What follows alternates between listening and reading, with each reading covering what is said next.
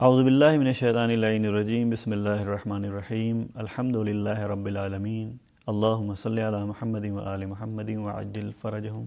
صلوات پڑھی مل جل کر محمد و آل محمد پر۔ السلام علیکم ورحمۃ اللہ وبرکاتہ۔ درس شروع کرنے سے پہلے ہم آپ کے سامنے آج کا کوڈ بتا دیں۔ آج کا کوڈ ہے AZ2 AZ2، اسے آپ نوٹ فرما لیں۔ ہماری گفتگو جو چل رہی تھی وہ مکان نمازی کے بارے میں، کہ نمازی جہاں پہ نماز پڑھ رہا ہو وہ مکان کیسے ہو، ٹرین وغیرہ کے مسائل انشاءاللہ آپ کے سامنے حل ہو گئے ہوں گے کہ کیسے کیا کرنا ہے، ٹھیک ہے۔ اب اسی سلسلے کو آگے بڑھاتے ہوئے جہاں پہ نمازی نماز پڑھ رہا ہو اس کی جگہ کے سلسلے میں گفتگو میں نے کل عرض کیا تھا اس کے پہلے کہ وہ جگہ مباح ہو، غصبی نہ ہو۔ غصبی جگہ پہ نماز انسان نہیں پڑھ سکتا ہے، لیکن مجبوری ہے، مجبوری کی حالت ہے، جب کوئی اور راستہ نہ ہو اور اس جگہ کے علاوہ کوئی اور جگہ بھی نہ ہو انسان کے پاس، تو اب کیا ہے، وہاں پر انسان غصبی اور تنگ جگہ پر نماز پڑھ سکتا ہے۔ میں نے کل کہا تھا تنگ جگہ نہ ہو، تنگ جگہ سے پرہیز کرنا چاہیے، تو لیکن جب مجبوری ہے تو تنگ جگہ بھی نماز پڑھ سکتا ہے، اور مجبوری ہے تو غصبی جگہ پہ بھی نماز پڑھ سکتا ہے مجبوری کی حالت میں۔ لیکن ہمارا اور آپ کا یہ کام نہیں کہ ہم اپنے لیے مجبوری قائم کر لیں، مجبوری تیار کر لیں کہ ہمیں وہیں پہ پڑھنا ہے۔ ایک تو ایسی جگہوں پہ جانے سے پرہیز کریں، اور کسی کا مال غصب کرنے سے پرہیز کرنا چاہیے۔ لیکن کبھی کسی سے کوئی غلطی ہو گئی، انہیں معلوم ہے کہ ہم جس جگہ پہ رہ رہے ہیں یہ جگہ غصبی ہے، ہم نے جو ہے کبھی غصب کر لیا تھا کسی کا کچھ ہے، تو اب یہ جان لیں کہ غصب کیا ہے وہ آپ کا اللہ کا اور بندے کا مسئلہ ہے، لیکن نماز آپ کی وہاں پہ صحیح نہیں ہے، اس کا آپ خیال رکھیں۔ ہاں، اگر کوئی مجبور ہے جسے اور کوئی فی الحال جگہ نہیں ہے اس کے لیے، ایسی جگہ پہ پہنچا ہوا ہے کہ وہ ایسی جگہ نہیں جا سکتا جہاں پہ نماز صحیح ہو، تو اب وہاں پہ مجبوری ہے تو وہاں الگ بات ہے۔ انسان کو چاہیے کہ ادب کی رعایت کرتے ہوئے معصومین قبروں کے آگے نماز نہ پڑھے، ان سے پیچھے ہٹ کر کے، ان سے الگ ہو کر کے نماز پڑھے، یہ اسے یہاں پر اس کی رعایت کرنی چاہیے۔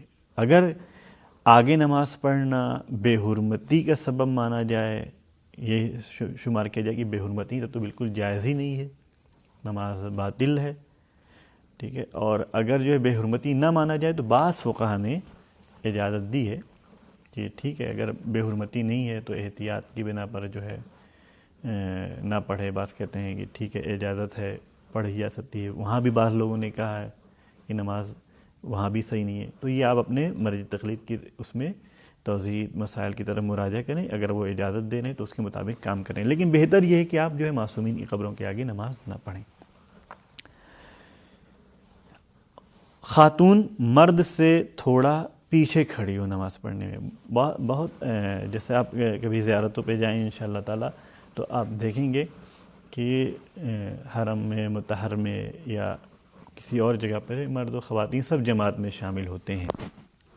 ہمارے ملکوں میں تو اتنا زیادہ رائج نہیں ہے، لیکن یہ ضروری نہیں کہ جماعت ہی میں کہیں پہ شامل ہو سکتا ہے گھر میں ہو، ایک روم میں مرد و عورت نماز پڑھنا چاہ رہے ہیں۔ رمضان کی صورتحال ہے، اس میں تو مغرب میں تو نہیں کہہ سکتا ہوں کیونکہ بعض لوگ کھانے کے لیے بیٹھے ہوتے ہیں، بعض لوگ کھلانے کے لیے بیٹھے ہوتے ہیں، یا بعض لوگ اگر مرد نماز پڑھ رہے ہیں تو عورتیں افطار کی تیاریاں کر رہی ہوتی ہیں، تو شاید کم پیش آ رہا ہو، لیکن دوسرے اوقات میں یہ ہو سکتا ہے پیش آ رہا ہو کہ مرد اور عورت ایک ساتھ نماز پڑھنا چاہ رہے ہیں، ایک کمرے میں ہیں۔ اب کیا انہیں کرنا ہے؟ تو یہاں پر عورت مرد سے تھوڑا پیچھے کھڑی ہو کر نماز پڑھے، اور اس کے سجدے کی جگہ مرد کے کھڑے ہونے کی جگہ سے تھوڑا پیچھے ہو، یہ بہتر طریقہ ہے۔ اس طریقے کو اپنائیں تو آرام سے، یعنی خلاصہ یہ کہ عورت مرد کے پیچھے کھڑی ہو کر کے نماز پڑھے، یا اگر برابری میں کھڑے ہو کے نماز پڑھنا چاہتے ہیں، چاہے مسجد میں یا کسی امام بارگاہ میں یا گھر میں، تو بیچ میں دونوں کے کوئی چیز حائل ہو، کوئی پردہ ہو، کوئی دیوار ہو، تو جو ہے آپ وہاں پہ دونوں ایک نماز برابری میں کھڑے ہو کے پڑھ سکتے ہیں۔ لیکن اگر پردہ نہیں ہے تو یہاں پر آغا سستانی کے مقلدین کے لیے یہ ہے کہ وہ لوگ جو ہے 4.5 میٹر یا اس سے زیادہ کی دوری پر کھڑے ہو کر کے نماز پڑھیں، آپس میں فاصلہ ہو، اتنا فاصلہ ہو۔ تو یہ اس کی رعایت کرنی چاہیے، یعنی بہتر طریقہ کیا ہے کہ پیچھے کھڑے ہو جائیں، تو یہ جھنجھٹ ہی نہیں رہے گا کہ نماز ہماری صحیح ہے نہیں۔ لیکن عجیب مسائل ہے، یعنی ایک ایسی جگہ ہو جہاں پہ انسان مرد نماز پڑھ رہا ہو اور کوئی آ کر کے عورت وہیں پہ بغل میں کھڑی ہو گئی ہے، تو اب کیا کرے؟ وہاں پہ نماز کی صورتحال اگر نہ بگڑے تو وہ کیا کرے؟ وہاں سے جائے، اپنے کو دور کرتا رہے۔ لیکن وہ بیچارہ دیوار سے نزدیک کھڑا تھا اور خاتون آ کے ادھر کھڑی ہو گئی، اب یہ دیوار تو نہیں توڑ کے جا سکتا نا، تو اب یہ کیا کرے؟ اب یہ مجبور ہو گیا ہے، تو اس کی نماز باطل ہے، کیونکہ یہ محترمہ بعد میں ہے۔ یہی کام اگر مرد کرے اور دونوں اپنی دوری یعنی طے نہ کر پائیں تو جو بعد میں آیا ہے اس کی نماز جو ہے مشکل ساز ہوگی۔ تو رعایت کریں اس چیز کی کہ جو دوری بتائی گئی ہے اتنی، یا پیچھے کھڑے ہوں، یعنی خاتون جو ہے اپنے گھر میں اپنے بھائی سے، اپنے شوہر سے، اپنے والد سے کہ پیچھے کھڑی ہو نماز پڑھے تو نماز اس کی صحیح ہے۔ مستحب ہے کہ انسان نماز کو مسجد میں ادا کرے، اس کا ثواب بہت زیادہ ہے، خاص طور سے جو مسجد کے پڑوسی ہیں ان کا تو کچھ زیادہ ہی حق ہے مسجد کے اوپر۔ تو حالات جب سازگار ہوں اور مسجد پہ جانے کی پابندی نہ ہو تو انسان کو کیا کرنا چاہیے؟ مسجد میں جا کر کے نماز پڑھنی چاہیے۔ یہ بات ہوئی مکان کے سلسلے سے۔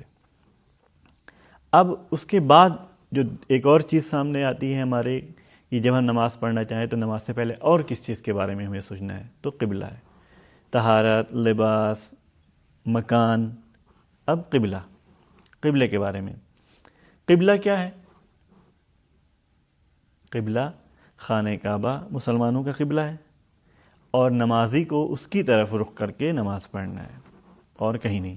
آپ کا دل، آپ کو کوئی اور بلڈنگ اچھی لگ رہی ہو، لگے، آپ نماز کے بعد اس کو دیکھیے، چاہے جتنا دیکھیے، کوئی ٹینشن نہیں ہے یہاں پر۔ لیکن نماز آپ کو پڑھنی ہے تو خانہ کعبہ چاہے دکھائی نہ دے رہا ہو آپ کو، لیکن اس کے ڈائریکشن میں آپ کو نماز پڑھنی ہے۔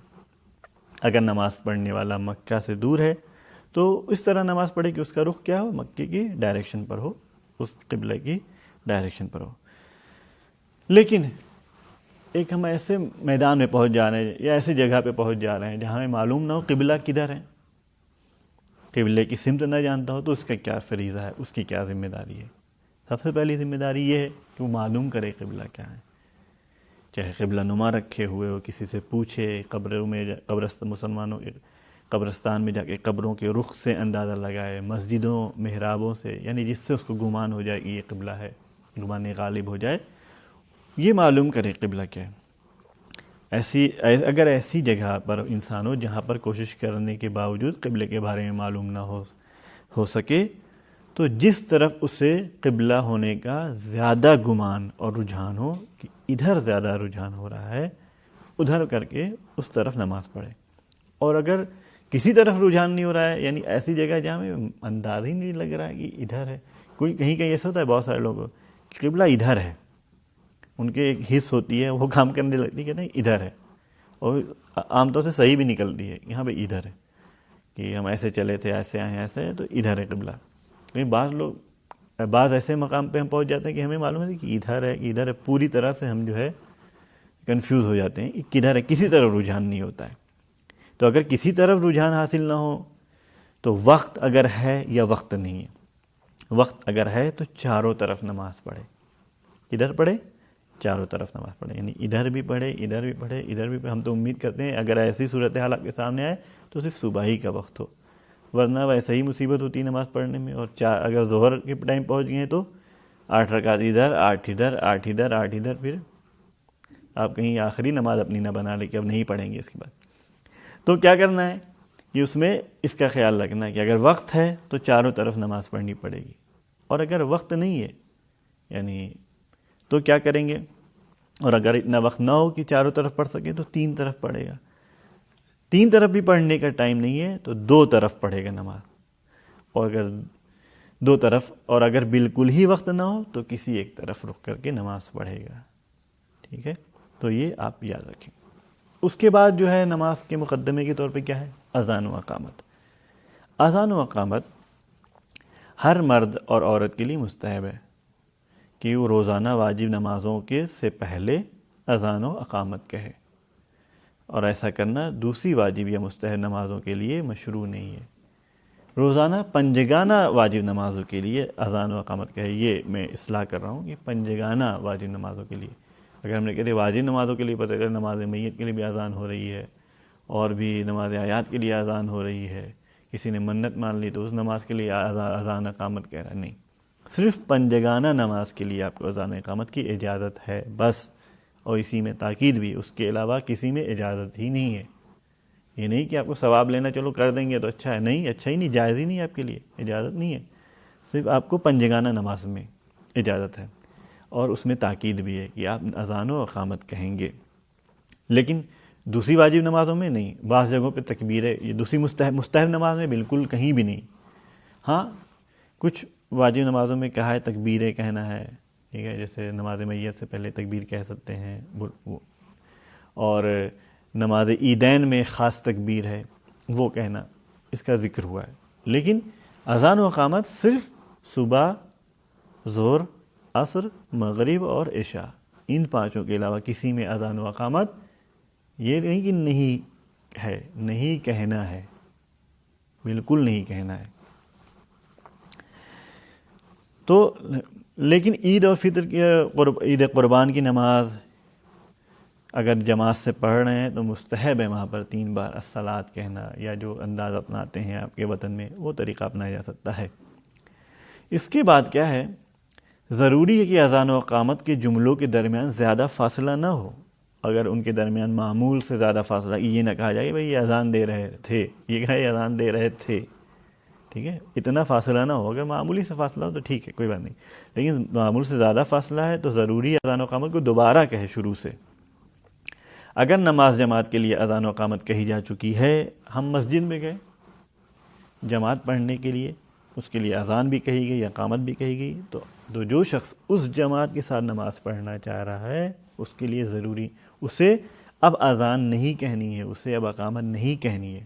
یعنی جو مسجد میں گیا ہے اور جماعت کے ساتھ نماز پڑھنا چاہ رہا ہے تو اسے اذان نہ کہنی ہے نہ اقامت کہنی ہے. ایسی جگہ جہاں نماز جماعت ابھی ختم ہوئی ہے اور صفیں ابھی نہ ٹوٹی ہوں، تو اگر کوئی شخص وہاں تنہا نماز پڑھنا چاہتا ہے یا دوسری نماز جماعت قائم کرنا چاہتا ہے تو وہاں پر اسے بھی نماز کے لیے اذان و اقامت نہیں کہنا ہے. اس کے لیے جو ہے ضرورت نہیں ہے کہ وہاں پر وہ کرے. جیسے ابھی لیکن اگر صفیں ٹوٹ گئی ہیں، جو لوگ بیٹھے سب بکھر گئے، ادھر جا چکے ہیں، تو آپ کہیے. لیکن جیسے ہی السلام علیکم ورحمۃ اللہ، یہ پہلی جماعت ختم ہو رہی، آپ پہنچ گئے ہیں، تو اب آپ جو ہے اللہ اکبر کہہ کے تکبیر کہیں اور نماز اپنی شروع کر دیں. آپ کو نہ اذان کہنی ہے نہ اقامت کہنی ہے. یہ ہوئی اذان و اقامت کی بات. میں اب جلدی جلدی بیان کر رہا ہوں اور باقی تفصیلیں آپ جا کر کے خود مطالعہ انشاءاللہ کریں گے. یہ مقدمات نماز کی گفتگو اب یہیں پہ میں روک رہا ہوں کہ نماز سے پہلے جو چیزیں ہمارے لیے جاننا ضروری تھا. اب واجبات نماز، اس کی طرف توجہ کر لیں، بہت ہی امپورٹنٹ ہے. اور یہی واجبات نماز آپ کے سامنے جتنا مجھ سے آج ہو سکا بیان کروں گا، پھر یہیں پہ ذہنیت تمام کریں گے، پھر اگلے برس اس کے آگے کی گفتگو. واجبات نماز. نماز میں کچھ چیزیں واجب ہیں اور کچھ مستحب ہیں. نماز شروع کہاں سے ہوتی ہے؟ نیت، پھر تکبیرۃ الحرام، اللہ اکبر کہنے سے شروع ہوتی ہے، اور کہاں ختم ہوتی ہے آپ سب جانتے ہیں، السلام علیکم ورحمۃ اللہ وبرکاتہ، سلام پر جا کر کے ختم ہوتی ہے. جو کچھ نماز میں انجام دیا جاتا ہے وہ یا واجب ہوتا ہے یا مستحب. واجبات نماز کتنے ہیں؟ 11 ہیں واجبات نماز. ان میں سے 2 کیٹیگری ہیں. ان 11 میں سے کچھ ایسے ہیں جو رکن ہیں، کچھ ایسے ہیں جو غیر رکن ہیں. تو واجبات رکنی، واجبات غیر رکنی، یہاں پہ بورڈ نہیں ہے ورنہ میں آپ کو بھی بتاتا، لیکن آپ خود لکھیں کاپی میں. واجبات نماز 11 ہیں. ان 11 میں سے 2 شق ہیں، کچھ واجب رکنی ہیں، رکن رے کاف نون، کچھ غیر رکنی ہیں۔ اب میں گنا دوں آپ کے سامنے، جو رکن ہے وہ کیا ہے؟ نیت ہے رکن میں، قیام ہے رکن میں، تکبیرۃ الاحرام ہے رکن میں، رکوع ہے رکن میں، اور سجدہ ہے رکن میں۔ نیت، قیام، تکبیرۃ الاحرام، رکوع، سجدہ، یہ 5 کیا ہیں؟ رکن ہیں۔ غیر رکن کیا ہے؟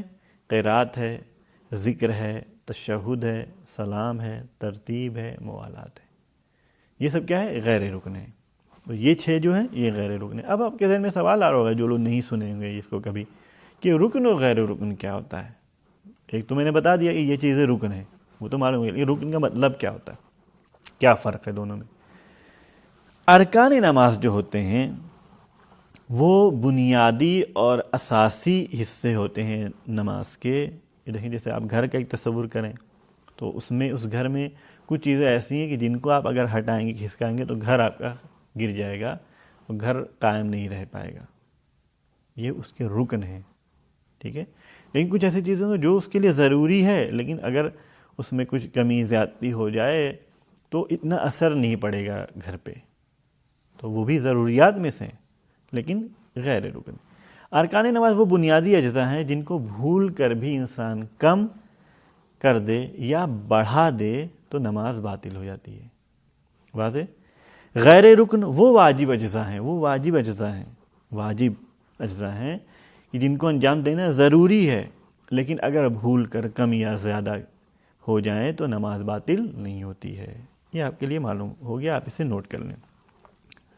اب یہی واجبات نماز کے احکام، نیت کے بارے میں تھوڑا سن لیے۔ نیت کیا ہے؟ ضروری ہے کہ انسان نماز قربت کی نیت سے پڑھے، یعنی خداوند عالم کی خوشنودی حاصل کرنے کے لیے پڑھے، اور یہ ضروری نہیں ہے کہ نیت کو اپنے دل سے گزارے یا مثلا زبان سے کہے، جیسے ہم لوگ معمولاً کرتے ہیں، ایک لمبا چوڑا آرٹیکل پڑھتے ہیں نیت کرنے میں، یہ سب نہیں۔ نیت ارادہ ہے، ارادہ کیا ہے ہم جا رہے ہیں وضو کر کے ظہر کی نماز پڑھیں، ظہر کی نماز پڑھنے کے لیے ارادہ ہے، اللہ اکبر، ٹھیک ہے، ارادہ کریں۔ ہاں مستحب پڑھ رہے ہیں تو اس میں معین بھی کریں کہ کون سی نماز پڑھ رہے ہیں آپ، ٹھیک ہے، لیکن ظہر کے لیے آپ جا رہے ہیں، کھڑے ہیں، ظہر ہو گیا، یہ سب تو معین ہے ہی،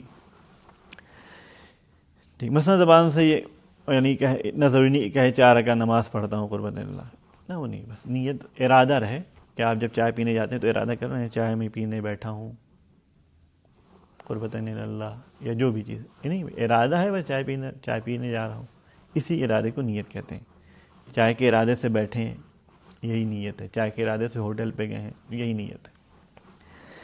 اگر کوئی شخص ظہر کی نماز یا عصر کی نماز میں نیت کرے کہ 4 رکعت نماز پڑھتا ہوں، لیکن اس کا امر معین نہ کرے کہ نماز ظہر کی ہے یا عصر کی، تو اس کی نماز باطل ہے۔ یہ ہونی چاہیے نا کہ ظہر کی پڑھ رہے ہیں یا عصر کی پڑھ رہے ہیں، یہ نہیں کہ 4 رکعت نماز پڑھنے جا رہے ہیں۔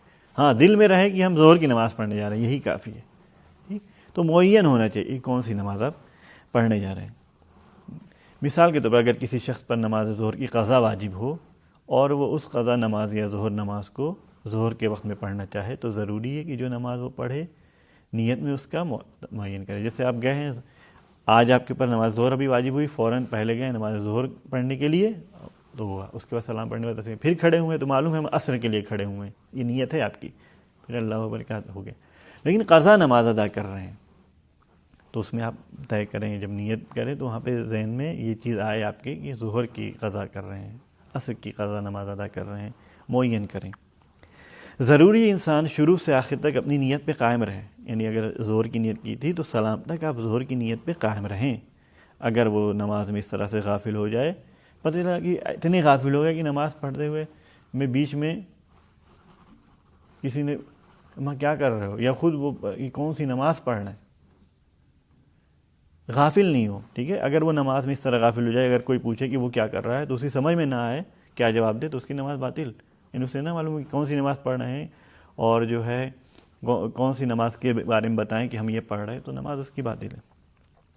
ضروری ہے کہ انسان فقط خداوند عالم کی خوشنودی حاصل کرنے کے لیے نماز پڑھے۔ جو شخص یعنی ریاکاری نہ کرے کہ فلاں صاحب دیکھ لیں ہم روزہ ہیں، فلاں صاحب دیکھ لیں ہم جو ہے نماز پڑھنے جا رہے ہیں، نہیں، ان کے دیکھنے نہ دیکھنے سے کیا ہے، جس کے لیے پڑھنا ہے وہ دیکھے، وہ توجہ کرے، اس کے لیے آپ پڑھیں۔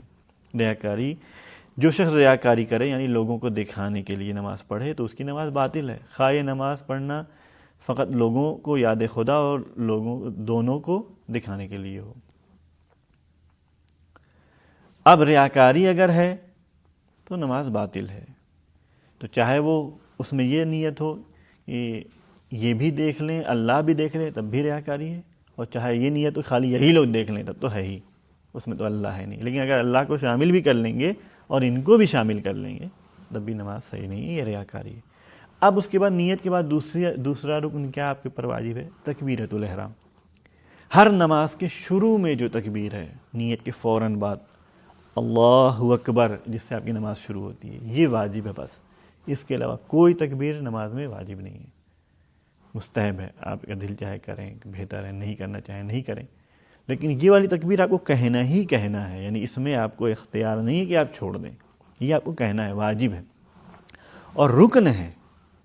نیت بھی رکن ہے اور تکبیر الاحرام بھی کیا ہے؟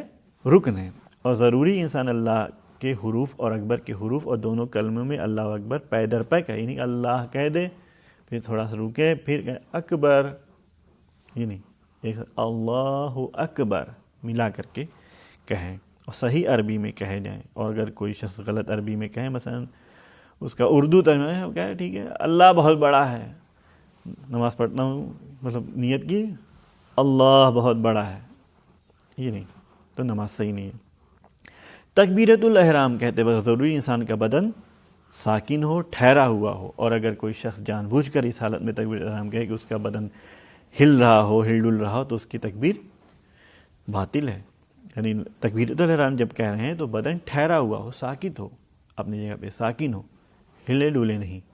تو نیت کے بعد جب آپ تکبیر کہہ رہے ہوں تو آپ پوری طریقے سے کھڑے ہوں، ایسے کہ اس میں کہیں سے بھی کوئی حرکت اور تحرک نہ پایا جاتا ہو۔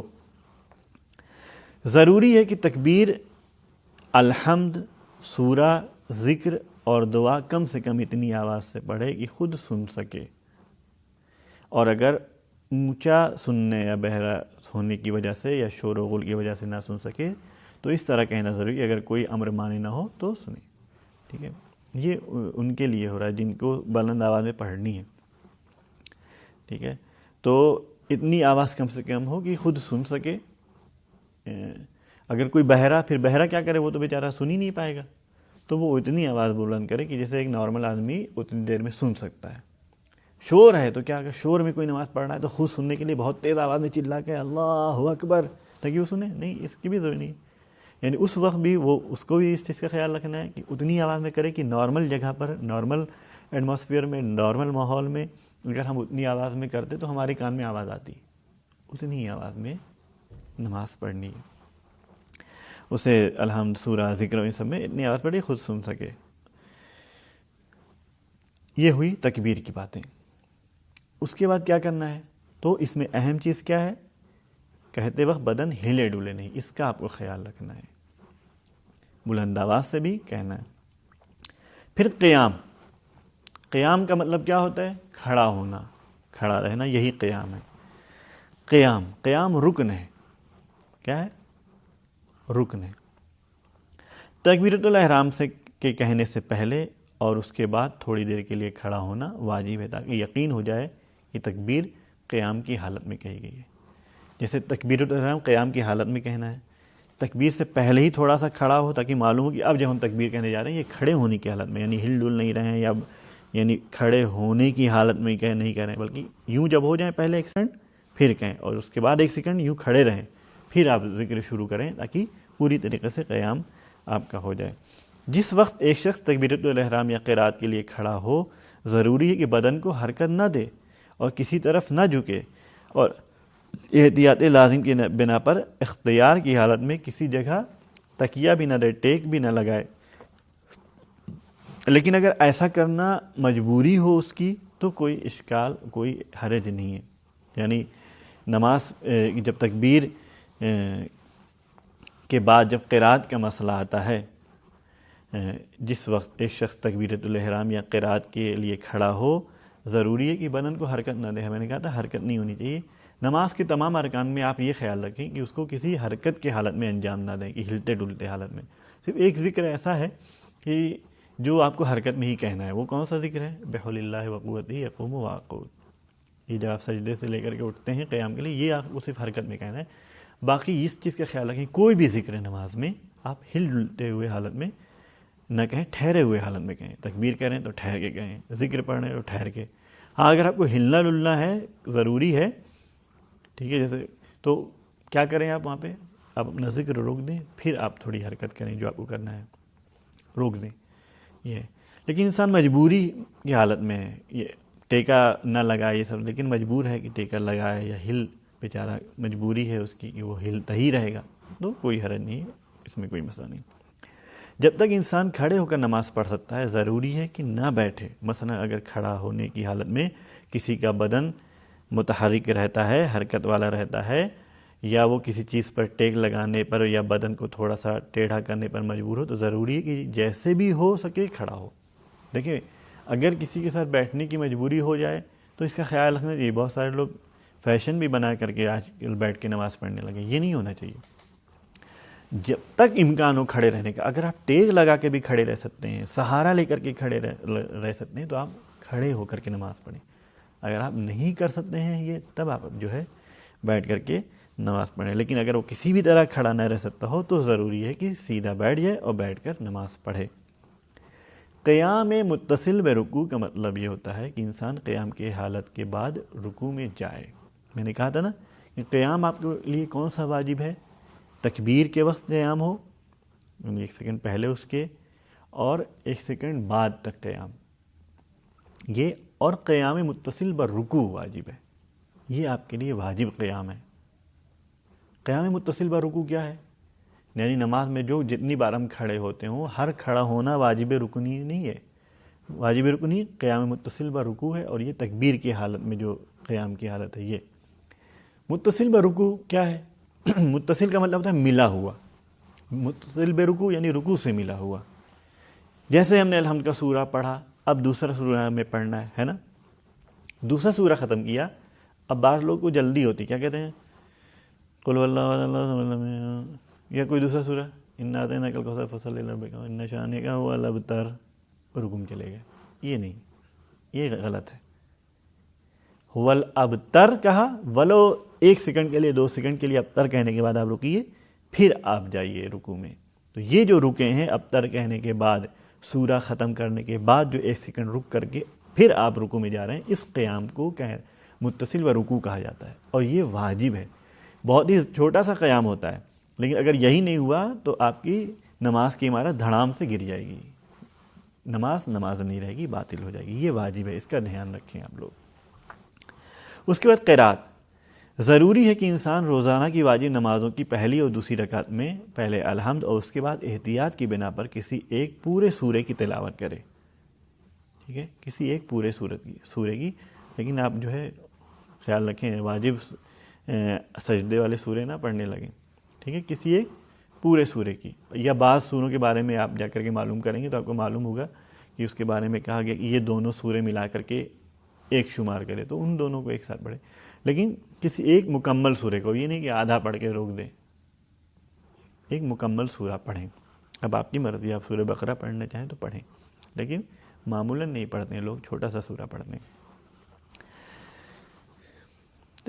اگر کوئی شخص الحمد اور سورہ یا اس سے کسی ایک کا پڑھنا بھول جائے، الحمد یا دوسرے سورے میں کسی ایک کا بھول جائے، اور رکوع میں جانے کے بعد اسے یاد آئے، تو اس کی نماز صحیح ہے.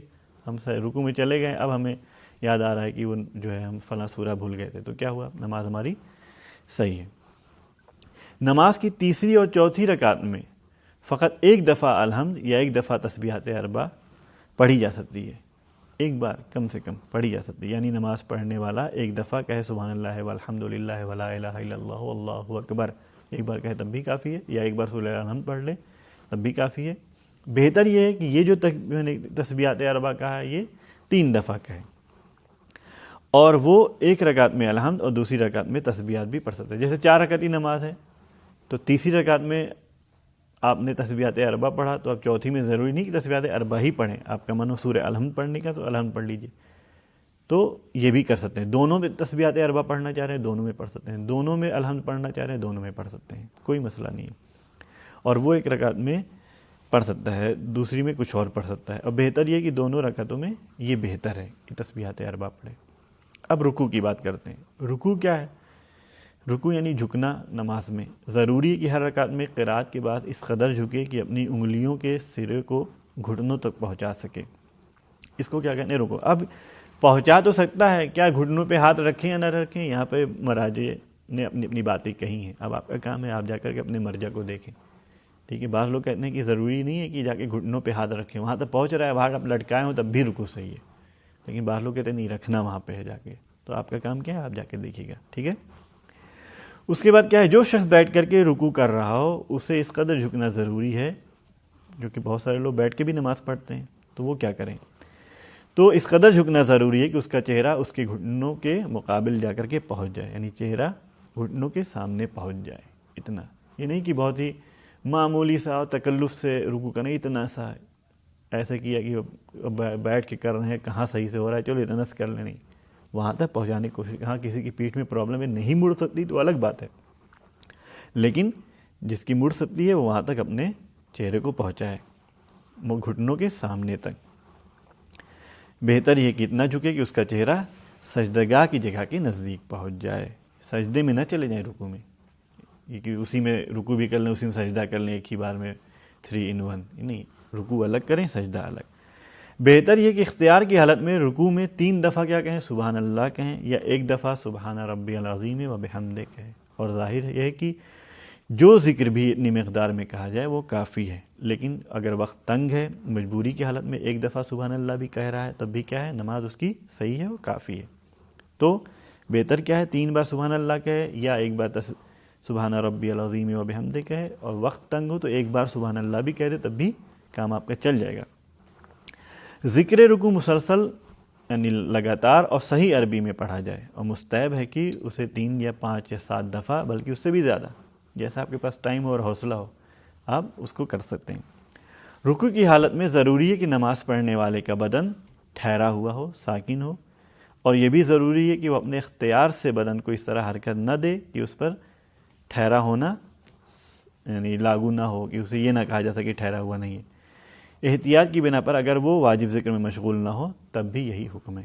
یعنی میں نے پہلے بھی آپ سے کہا کہ جب بھی کوئی ذکر کرے تو آپ کوشش یہی کریں, بلکہ ضروری ہے آپ کے لیے کہ نماز میں اس کا خیال رکھیں کہ آپ ہلے ڈولے نہیں, صرف ایک جگہ پر وہیں ہلا ڈولا کریں بس, اس کے علاوہ نہیں. باقی ہر جگہ نماز کے ہر ذکر میں آپ اپنے بدن کو ٹھہرا ہوا رکھیں اور ساکن حالت میں رکھیں. اب ہم پہنچ گئے سجدے میں.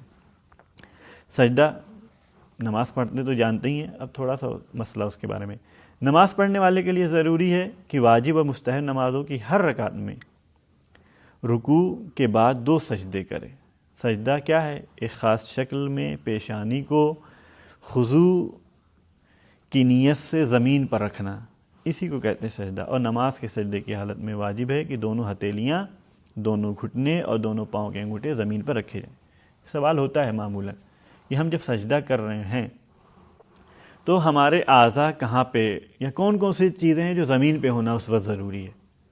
سب سے پہلے پیشانی, یہ آپ کی سجدگاہ پہ یا زمین پہ ہونا ضروری. اس کے بعد ہاتھ کے دونوں ہتھیلیاں, اس کے بعد کیا ہے, دونوں گھٹنے, اور پھر انگوٹھے آپ کے زمین پر ہوں. یہ آپ کے لیے واجب ہے کہ یہاں پر زمین پہ ہوں. 2 سجدے مل کر کے ایک رکن ہے. میں نے کہا تھا نا سجدہ بھی رکن ہے, 2 سجدے ملا کر کے ایک رکن ہے. اگر کوئی شخص واجب نماز میں جان بوجھ کر کے یا بھولے سے ایک رکعت میں دونوں سجدے بھول جائے, ترک کر دے, چھوڑ دے, جان بوجھ کر کے یا بھولے سے دونوں سجدے, تو نماز باطل ہے. اور اگر بھول کر ایک رکعت میں 2 سجدوں کا اضافہ بھی کر دے, یعنی یہ نہیں کہ جتنا بڑھاؤ گے اتنا ہی بہتر ہے, بڑھا بھی دیا ہے 2 سجدہ تب بھی نماز جو ہے کے لیے یہی حکم ہے. بہتر ہے کہ اختیار کی حالت میں سجدے میں 3 دفعہ کیا کہیں, جیسے وہاں پہ سبحان اللہ, یا 1 دفعہ سبحان ربی الاعلی و بحمدہ کہے اور صحیح عربی میں کہے. اور پھر اس کے لیے بھی یہی حکم ہے کہ اگر آپ کے پاس ٹائم ہے, حوصلہ ہے, شوق ہے, جذبہ ہے تو 3, 5, 7 یا جتنا من ہو اتنا کہیں. آپ سجدے کی حالت میں ضروری ہے کہ نمازی کا بدن یہاں بھی ساکن ہو. اگر ذکر سجدہ ختم ہونے سے پہلے کوئی شخص سہون پیشانی زمین سے اٹھا لے تو اسے دوبارہ زمین پر نہیں رکھ سکتا. یہ آپ کے ساتھ ہوتا ہوگا کہ ہمارے ساتھ بھی ہوتا ہے, سب کے ساتھ ہوتا ہے کہ بعض اوقات سجدے میں جاتے ہیں اور جلدی سے دوسرا یعنی ایک بار پیشانی اٹھ جاتی ہے پھر دوبارہ سجدے میں چلی جاتی ہے. اس کے لیے کیا حکم ہے؟ یہاں پہ مراجع نے کہا ہے کہ دیکھیں, ایک تو آپ اپنے مرجع تخلیق کو جا کر ضرور دیکھیے, کیونکہ تھوڑا تھوڑا سب یہاں کوئی احتیاط لگاتا ہے, کوئی نہیں لگاتا ہے. کیا ہے یہاں پر کہ اگر آپ کو اختیار ہے, آپ روک سکتے ہیں, یعنی جیسے آپ سجدے میں گئے فوراً آپ کا سر اڑ گیا, اب آپ روک سکتے ہیں, آپ کے اختیار میں ہے, کنٹرول میں ہے آپ کی یہ چیز کہ آپ اپنے کو روک سکتے ہیں, تو روکیں. لیکن بعض اوقات ایسی حالت ہوتی ہے, یعنی آپ دوبارہ اس کو نہ رکھیں, کیونکہ وہ ایک سجدہ مان لیا جائے گا اگر کنٹرول کی حالت ہے, اور جب دوبارہ جائیں گے تو 2 سجدے ہو جائیں گے. لیکن اگر کنٹرول کی حالت نہیں ہے, جیسے گئے یوں ہو گیا, روک ہی نہیں سکتے تھے, تو یہاں پر کیا ہے, اب یہاں پہ دونوں کو ایک مانا جائے گا. جہاں پہ روکنے کی اور کنٹرول کرنے کی حالت ہی نہ ہو انسان کی, وہاں کی بات ہو. لیکن اگر کنٹرول کرنے کا ہے تو پھر آپ کو دوبارہ نہیں جانا ہے. آپ کا وہ ایک سجدہ ہو گیا, بھلے ہی آپ نے ذکر اس میں نہیں پڑھا ہے, لیکن آپ کا ایک سجدہ ہو گیا. اب دوبارہ آپ بیٹھ کے جائیے سجدے میں, یہ آپ کا دوسرا سجدہ ہوگا. اگر سجدہ کا ذکر ختم ہونے سے پہلے کوئی شخص سہون پیشانی زمین سے اٹھا لے تو اسے دوبارہ زمین پہ نہیں رکھ سکتا, اور ضروری کہ اسے ایک سجدہ شمار کرے. لیکن اگر دوسرے اعضاء سہون پیشانی نہیں اٹھی ہے, ہاتھ اٹھ گیا ہے, یہ اٹھ گیا ہے, تو دوسرے اعضاء کیا ہیں سہون زمین سے اٹھائے, تو ضروری کہ انہیں دوبارہ زمین پہ رکھے.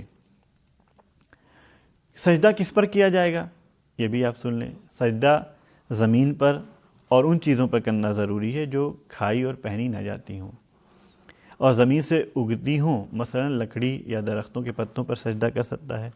کھانے اور پہننے کی چیزیں مثلا گندم, جو یا کپاس پر, اور ان چیزوں پر جو زمین کے اجزاء شمار نہیں ہوتے, مثلا سونے, چاندی, اور اسی طرح کی دوسری چیزوں پر سجدہ کرنا صحیح نہیں ہے. لیکن تارکول پہ اگر کوئی کرنا چاہتا ہے تو مجبوری کی حالت میں جب دوسری چیزوں کے مقابلے میں جن پر سجدہ کرنا صحیح اگر وہ نہ ہو تو پہلے تو ان کو دیکھا جائے گا. دیکھیں سجدے میں سب سے پہلے ان چیزوں کا خیال رکھا جائے گا جس پر سجدہ کرنا کی اجازت دی گئی ہے. ان کو پہلے مٹی پہ سجدہ کریں گے, زمین پہ سجدہ کریں گے, یا جس کا ذکر اور آپ سنتے ہیں وہ.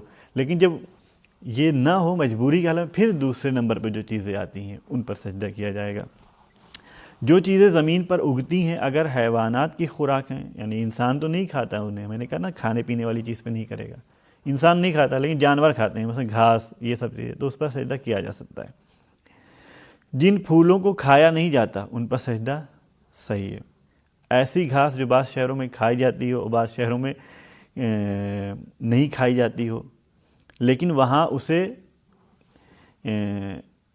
کھانے پینے والی چیزوں میں شمار کیا جاتا, تو اس پر سجدہ صحیح نہیں ہے. اور کچھ کچے پھلوں پر بھی سجدہ کرنا صحیح نہیں ہے. کاغذ, اگر کاغذ کو ایسی چیز سے بنایا جائے جس پر سجدہ کرنا صحیح ہے, مثلا لکڑی اور بھوسے سے, تو اس پر سجدہ کیا جا سکتا ہے.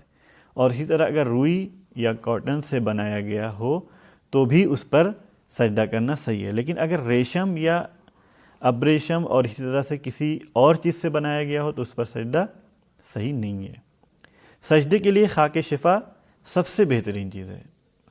سب سے بہتر چیز اور بہترین چیز آپ کے لیے سجدے کے لیے کیا ہے؟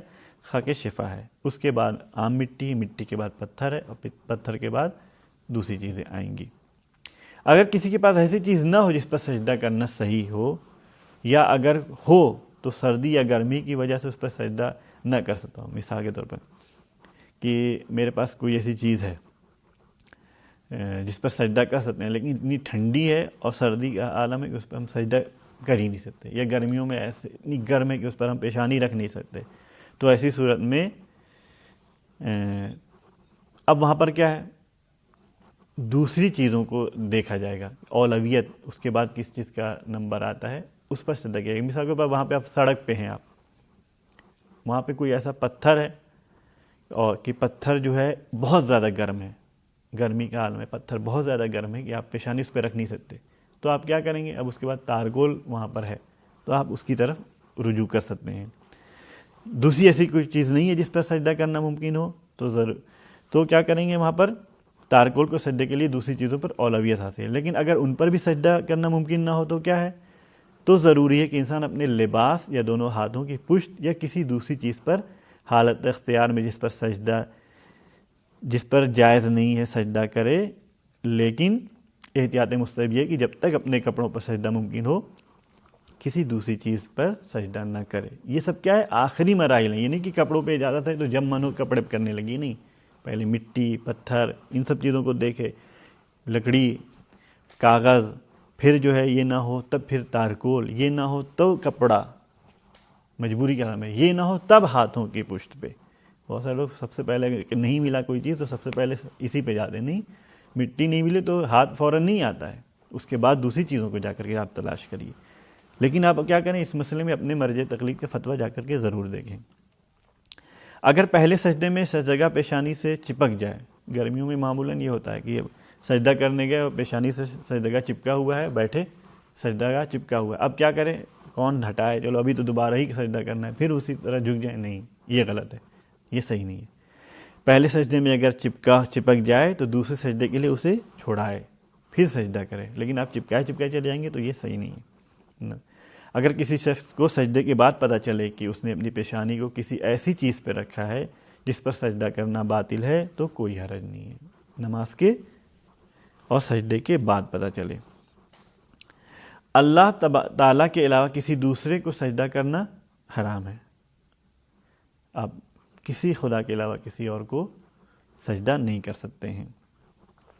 بعض لوگ جو ائمہ علیہ السلام کے مزارات مقدسہ کے سامنے پیشانی زمین پر رکھتے ہیں، اگر وہ اللہ کا شکر ادا کرنے کی نیت سے ایسا کرتے ہیں تو کوئی حرج نہیں ہے، لیکن اگر اللہ کا شکر اور اللہ مد نظر نہیں ہوتا ہے، مد نظر کسی اور کی عظمت اور بلندی ہوتی ہے تو یہ جائز نہیں ہے۔ اس کے بعد کیا ہے؟ تشہد۔ تمام واجب اور مستحب نمازوں کی دوسری رکعت میں، نماز مغرب کی تیسری رکعت میں اور ظہر و عصر و عشاء کی چوتھی رکعت میں انسان کے لیے ضروری ہے کہ دوسرے سجدے کے بعد بیٹھے اور پھر کیا کرے؟ تشہد پڑھے، ٹھہرے ہوئی حالت میں، یعنی کہ ہلتے ڈلتے ہوئے، ٹھہر کر کے۔ کیا پڑھنا ہے؟ معمولاً تشہد آپ لوگ پڑھتے ہیں، لیکن پھر بھی میں دہرا دیتا ہوں کہ جو آسان سا ہے، اشہد ان لا الہ الا اللہ وحدہ لا شریک لہ واشہد ان محمدا عبدہ ورسولہ اللہم صلی علی محمد وآل محمد، اتنا واجب ہے بس۔ اس کے بعد کچھ مستحبات ہیں، آپ اسے کہنا چاہیے تو نہیں کہیں، نہیں کہنا چاہ رہے تو نہ کہیں، اتنا آپ کو کہنا ہی ہے صلوات کو لے کر کے۔ ضروری ہے کہ تشہد کے جملے صحیح عربی میں ہوں اور معمول کے مطابق مسلسل ہوں، یعنی کہ رک رک کے آپ کا تھوڑا تھوڑا گیپ کر کے آپ کہیں، نہیں، آرام سے کہیں، صحیح عربی میں کہیں لیکن لگاتار کہیں۔ پھر سلام کا مرحلہ آتا ہے۔ سلام کیا ہے؟ یہ والا سلام نہیں جو ہم لوگ ایک دوسرے سے ملنے کے بعد کرتے ہیں، اس میں بھی وہاں بھی وہی چیز ہوتی ہے، یہاں بھی ہوتی ہے، لیکن یہ اپنا اس کا الگ طریقہ ہے۔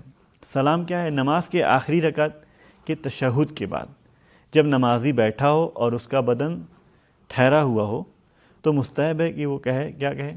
السلام علیکم ایھا النبی ورحمۃ اللہ وبرکاتہ، اور اس کے بعد ضروری ہے کہ کہے السلام علیکم، اور احتیاط مستحب ہے کہ السلام علیکم کے جملے کے ساتھ ورحمۃ اللہ وبرکاتہ کے جملے کا اضافہ کرے، یا کیا کہے؟